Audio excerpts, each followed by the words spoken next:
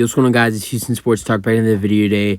And today, the Boston Celtics beat the Miami Heat 116-99 in Game 4 of the Eastern Conference semifinals and avoid being swept in this Eastern Conference semifinals. An amazing game from Boston. Amazing game by Jason Tatum. Near triple-double, 33 points, and the Celtics stay alive. Had a great second half where they outscored Miami by 15 in the third quarter and 8 in the fourth quarter, and ultimately hold off to win this ball game. They were down 6 going into halftime, had a third quarter rally, and pushed that lead in the fourth quarter because, the lead was only 9 going into the fourth quarter. The lead was strong, but not that strong. But then the Celtics made a fourth quarter push. And the Celtics live another day. As the series turns back to Boston, I'm not saying the Boston, I think Boston can win 4 games in a row, but to get this win out of the way, get that first win out of the way, and a crowd where with Boston, that Boston crowd, they're waiting. And I, watched that Game 7 intensely. And that, when Boston, I remember Boston was down in that Game 7 against Philly in the semifinals. Like, they were down, by 9 or 10 or something, and they made a little bit of a run. And that crowd just went crazy. And it was very, very loud in there. And from after that moment, after that run, and there was a timeout by Philly, Philly kind of kept control going into halftime. Not so much, they didn't play as good as basketball as they were before, but then Boston just went on a crazy run. So that Boston crowd can be really good, and if Jason Tatum's playing some good basketball like he did tonight, that crowd's going to go crazy, and I could honestly really see Boston winning Game 5. I think Game 6 is the tricky one for me. I really don't see Miami losing a third straight game. And I don't see... It's like... I kind of see it like... And it's a different situation because the Lakers weren't down. The Lakers weren't up 3-0. Going back to that Lakers-Warriors series, the Lakers were up 3-1 against the Warriors. And the Warriors, they won Game 5. Yeah, Game 5 at home. And you could see they had some momentum, but you also could kind of tell the Warriors needed to win. The Lakers needed... You could also kind of tell the Lakers needed to win that Game 6. The Lakers needed to win that Game 6 because if the Lakers didn't win that Game 6 against the Warriors weren't going to lose a Game 7 at home. They were not. And that's the same thing that I think would happen with the Miami Heat and the Boston Celtics in this series. If Boston is able to take care of business at home on Thursday night and then Saturday are somehow able to beat Miami on the road, I think Miami, if they lose Thursday night, I think Game 6 is a must-win for the Miami Heat. It was kind of like Game 6 against with the Warriors and the Lakers. People were saying this is a must-win for the Los Angeles Lakers tonight because we don't think they'll win a Game 7 in Golden State. I'm not saying that...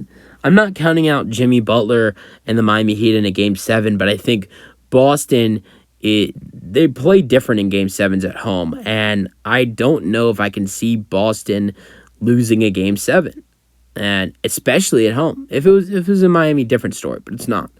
So I think Miami, you preferably would like to win this Game 5, but if you don't, you're on the road. It's a hard crowd.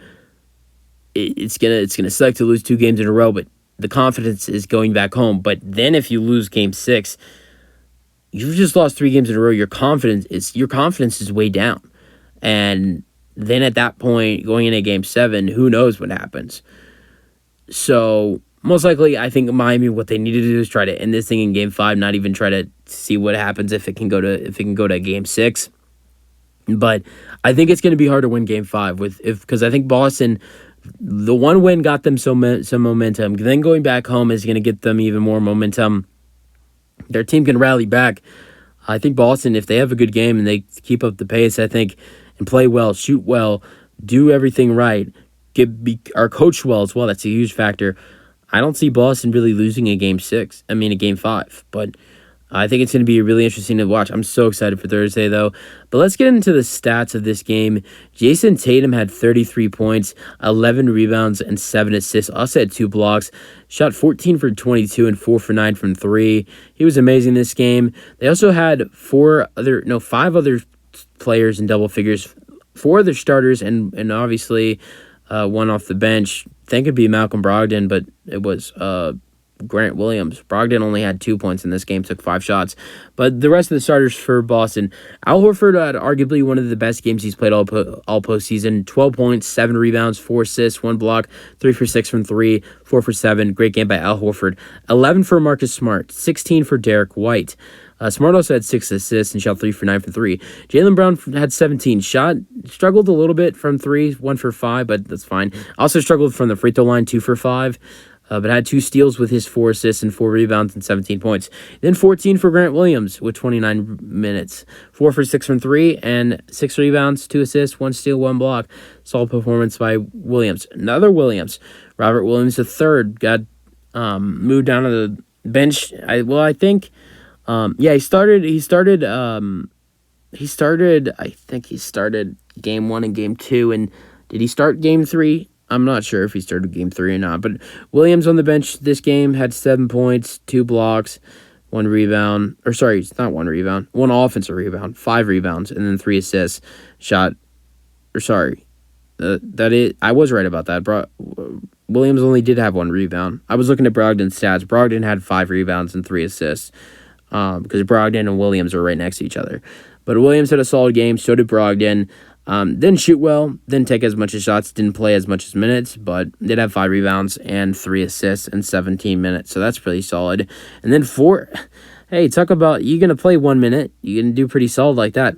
Peyton Pritchard played 1 minute in this ball game, only 1 minute, scored 4 points, so 2 buckets in 1 minute.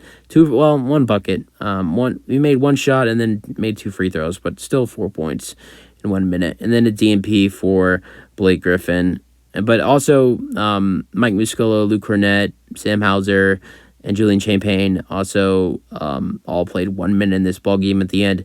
The Celtics ending group was Peyton Pritchard, Cornett, Muscala, Champagne, and Hauser. Scoring for the Heat, 29. I'm going to go really quick. 29 for Butler, 9 rebounds, 5 assists, 1 steal, 1 block. 9 for 21, 1 for 4 from 3. Butler hit a 3. I think it was the third quarter. The end of the third quarter Butler hit a 3. It was Butler's only third. It was only his third 3 of the series.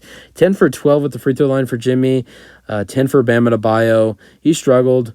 Didn't take as much as shots. Only had 5 rebounds. 10 and 5 for Bam, and 35 minutes is a little disappointing, to be honest.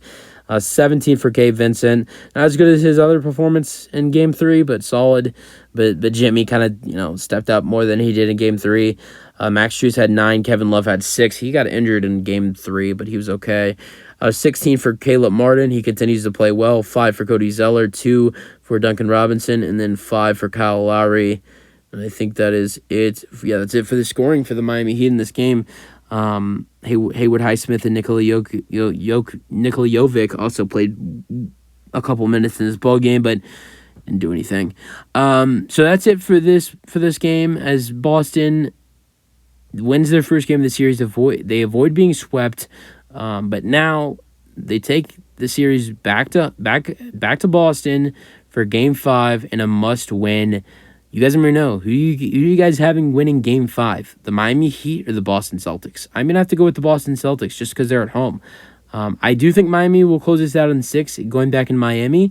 But I got to go with Boston. I got to go with Boston in Game 5 at home. They're a great home team. I got to go with Boston to win this Game 5, but then Miami closing it out in 6. But you guys let me know who you have winning Game 5 of this series. But I'm going to go with Boston. You guys have your thoughts on the rest of the series and this game. That's the video. If you guys enjoy them, your thoughts, and peace out.